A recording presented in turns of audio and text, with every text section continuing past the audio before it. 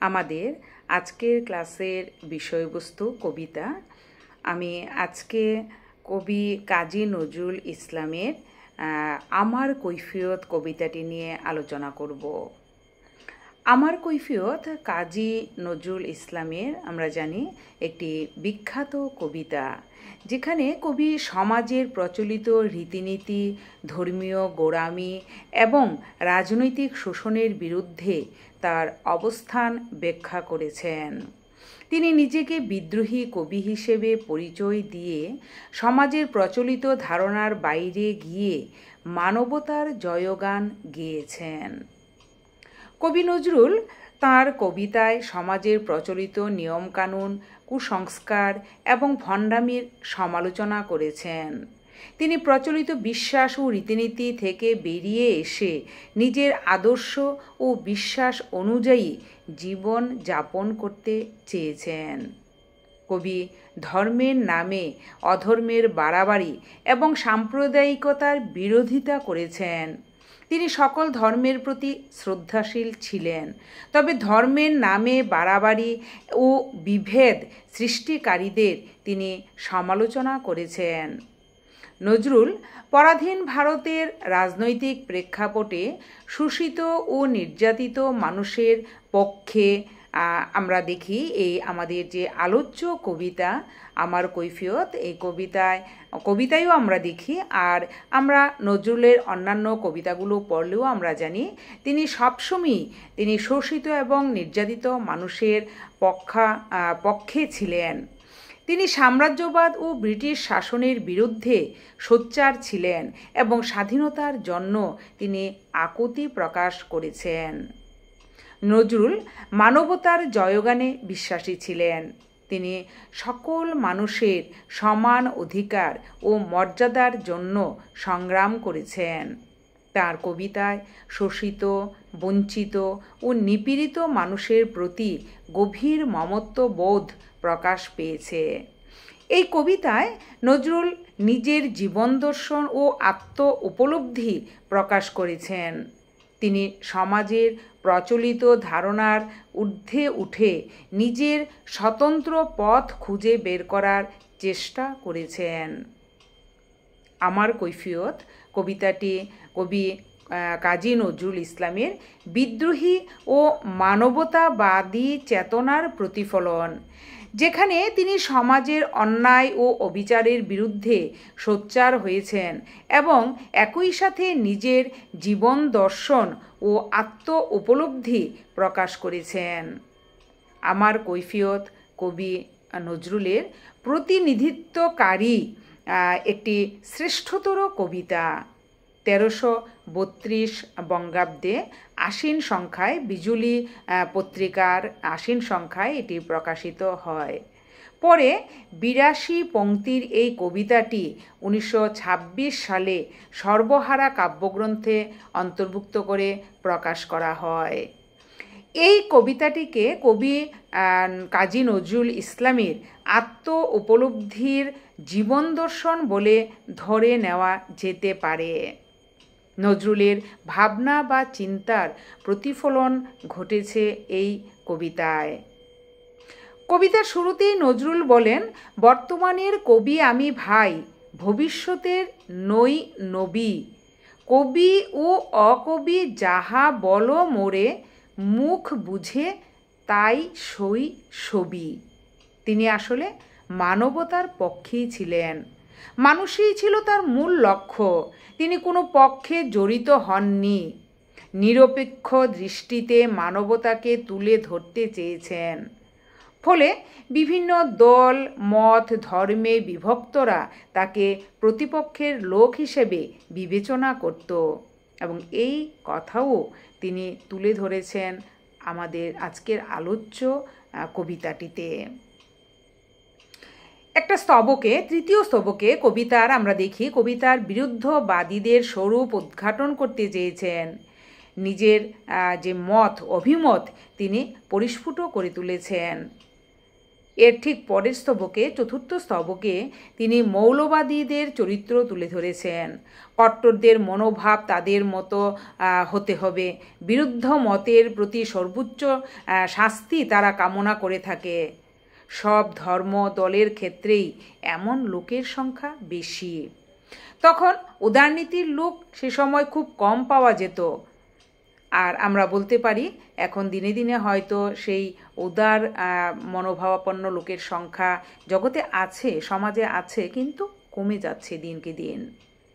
মানবতাবাদী কবির প্রধান লক্ষ্যই হচ্ছে সমাজে বিরাজমান নানা ধরনের অসঙ্গতি, অবিচার, অন্যায়, অনাচার ও বৈষম্যের বিরুদ্ধে প্রতিবাদ করা।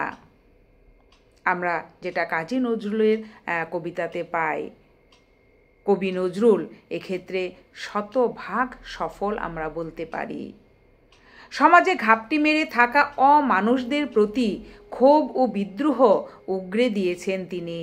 ব্রিটিশ সরকারের অন্যায় কাজ বা পদক্ষেপের প্রতি তিনি রুখে দাঁড়িয়েছেন। এজন্য একাধিকবার জোর জলমের শিকার হয়েছেন তিনি। আমার কৈফিয়ত কবিতায় আরও জ্বলে উঠলেন কবি নজরুল। ঝাঁঝালো উচ্চারণ, পরোয়া করি না, বাঁচি বা না বাঁচি, যুগের হুজুগ কেটে গেলে মাথার উপরে রয়েছেন রবি, রয়েছে সোনার শত ছেলে। প্রার্থনা করো যারা কেড়ে খায় ৩৩ কোটি মুখের গ্রাস, যেন লেখা হয় আমার রক্ত লেখায় তাদের সর্বনাশ। আমার কৈফিয়ত কবিতায় তিনি লিখেছেন এই লাইনগুলো। যুগ যুগ থেকে যে পাতি ধরনের যে নেতারা, সেই নেতাদের তারাই ক্ষমতার বড়াই করে, সে ধারা বর্তমানেও বিদ্যমান। ব্রিটিশ শাসনের সময় বা নজরুলের সময়েও এই ধরনের নেতাদের দাপট ছিল বেশি। নজরুলের কবিতা থেকেও তা সহজেই বোঝা যায়। ভালো কাজে আমরা জানি এগিয়ে আসার লোক খুব কম, কোনো কোনো ক্ষেত্রে একাই এগিয়ে যেতে হয়। ধাক্কাটা নিজেই শুরু করতে হয়। অন্যের ভরসা করলে লক্ষ্য ভ্রষ্ট হওয়ার সম্ভাবনাই বেশি।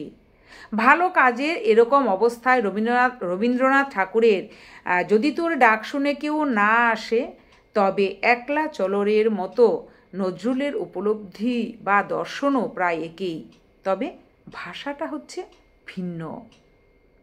আমার কৈফিয়ত কবিতায় চিত্র, উপমা ও চিত্রকল্পের ব্যবহার একেবারেই কম। তৎসম, তদ্ভব, আরবি, ফার্সি, ইংরেজি শব্দ ব্যবহার করা হয়েছে। অল্প সংখ্যক ছোট ছোট চিত্র বা চিত্রকল্পও রয়েছে এই কবিতায়।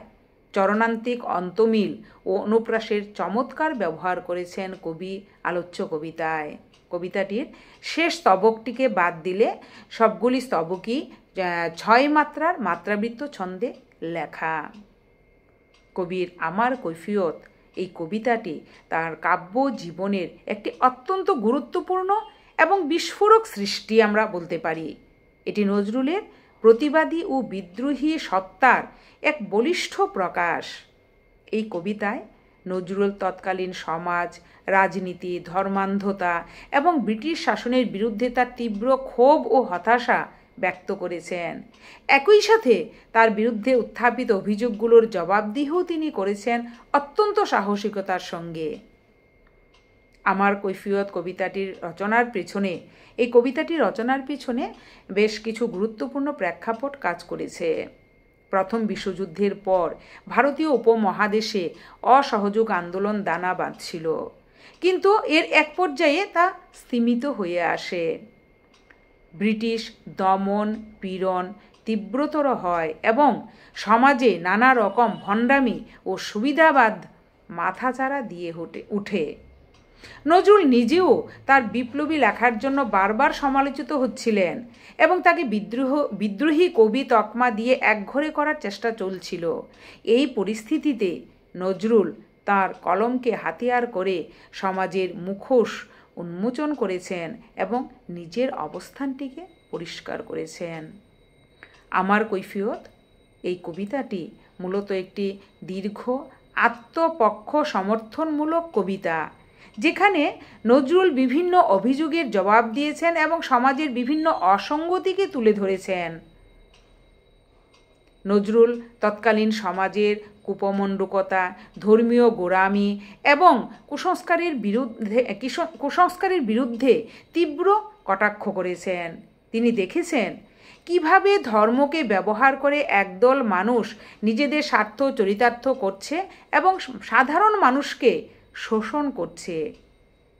অসহযোগ আন্দোলনের ব্যর্থতা এবং তৎকালীন রাজনৈতিক নেতৃত্বের দুর্বলতা নজরুলকে গভীরভাবে হতাশ করেছিল।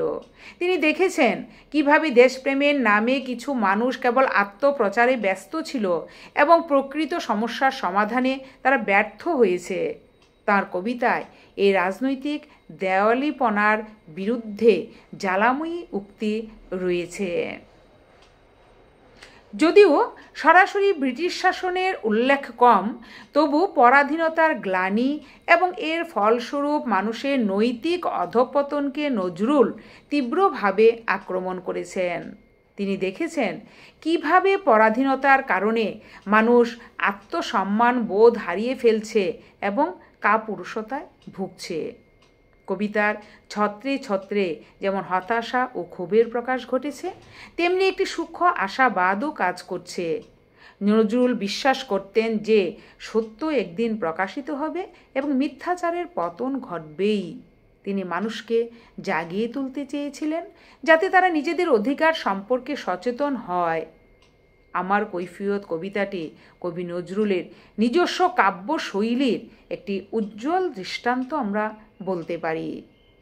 কবিতার প্রতিটি পংক্তিতে কবি নজরুলের বিদ্রোহী সত্তা স্পষ্ট। তিনি প্রচলিত ছক ভাঙ্গা শব্দ ব্যবহার করেছেন এবং সরাসরি আক্রমণাত্মক ভঙ্গিতে কথা বলেছেন। কবিতাটিতে আবেগ এবং যুক্তির এক চমৎকার সংমিশ্রণ ঘটেছে।